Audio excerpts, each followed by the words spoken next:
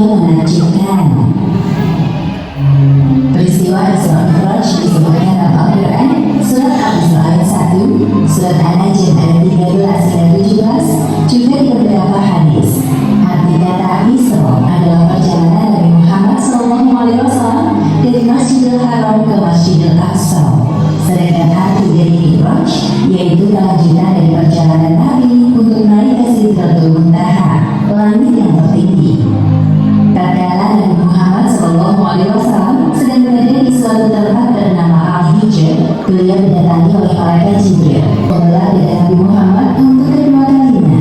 Dahulu ketika beliau masih berusia 4 tahun, Jibril pernah melakukan hal yang sama. Wahai tenangkan diri dan berbaringlah, aku akan mensucikan hati dan jiwa. Pembelahan dada Nabi kali ini dilakukan sebagai persiapan untuk bertemu dengan Allah Subhanahu wa Ta'ala. Segala prasangka buruk yang tersimpan dalam kota Mekah yang penuh masalah. Perjalanan pada malam hari inilah yang disebut peristiwa Isra. Sebagaimana yang disebutkan dalam Al-Quran surat Al-Isra ayat 1. Maha suci Allah yang telah memperjalankan hambanya pada suatu malam dari Masjidil Haram ke Masjid. Wahai Muhammad, engkau telah memilih sesuai fitrah.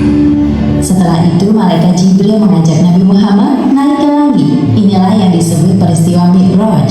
Hanya sekejap Jibril dan Nabi Muhammad telah tiba di depan pintu langit pertama atau disebut juga langit dunia. Wahai penjaga pintu langit, bukalah pintunya. Siapakah engkau? Aku Jibril. Siapa yang bersamamu? Muhammad. Apakah dia telah diutus kemari? Ya, Muhammad telah diutus. Malaikat penjaga pintu langit segera membukakan pintu dan menyapa Nabi Muhammad. Selamat datang. Ke arah kanan, laki-laki itu tertawa. Sedangkan ketika laki-laki itu melihat ke arah kiri, beliau tampak sedih. Siapakah laki-laki itu, wahai Jibril? Dia adalah Adam, manusia sekaligus nabi pertama di bumi. Ucapkan salam kepadanya. Nabi Adam yang mengetahui kedatangan Nabi Muhammad langsung mengenali beliau dan menyapa dengan hangat. Assalamualaikum warahmatullahi wabarakatuh. Waalaikumsalam warahmatullahi wabarakatuh. Selamat datang, wahai putraku yang soleh. Malaikat Jibril menjelaskan penampakan para ruh di sekitar Nabi Adam kepada Nabi Muhammad. Para ruh sebelah kanan beliau adalah ruh para syuhada, sedangkan ruh yang berada di sebelah kiri beliau adalah ruh orang-orang yang sengsara. Selain itu, Nabi Muhammad juga diperlihatkan azab bagi orang yang gemar memakan harta anak yatim. Selanjutnya, Jibril mengajak Nabi Muhammad untuk naik ke langit kedua. Jibril kembali meminta izin kepada malaikat penjaga pintu langit. Terjadi percakapan yang sama seperti sebelumnya. Sungguh tamu terbaik telah datang. Di langit kedua ini, Nabi Muhammad bertemu dengan Nabi Yahya dan Nabi Isa. Jibril mengingatkan Nabi Muhammad untuk menyapa keduanya. Sebentar lagi engkau akan bertemu dengan sang penciptamu, namun aku tidak bisa mengantarmu. Sebagaimana yang disebutkan dalam Al-Quran surat An-Najm ayat 13 hingga 18. Dan sesungguhnya Muhammad telah melihat Jibril itu dalam rupanya yang asli pada waktu yang lain, yaitu di Sidratul Muntaha. Di dekatnya ada surga tempat tinggal. Muhammad melihat Jibril ketika Sidratul Muntaha diliputi oleh sesuatu yang meliputinya. Penglihatannya Muhammad tidak berpaling dari yang dilihatnya itu, dan tidak pula melampauinya. Sesungguhnya dia telah melihat sebagian tanda-tanda kekuasaan Tuhannya yang paling besar. Tiba-tiba Nabi Muhammad dinaikkan lagi menuju Allah Subhanahu wa Ta'ala. Tubuhnya mendekat kepadanya dalam jarak yang tidak jauh. Namun Nabi Muhammad tidak dapat melihat Allah Subhanahu wa Ta'ala secara langsung. Beliau melihat Allah Subhanahu wa Ta'ala dengan hatinya. Pada saat itulah Allah Subhanahu wa Ta'ala mewajibkan hambanya untuk sholat 50 kali sehari semalam. Setelah Nabi Muhammad menerima tugas dari Allah Subhanahu wa Ta'ala, beliau turun. Di langit ke-6, Nabi Muhammad berjumpa dengan Nabi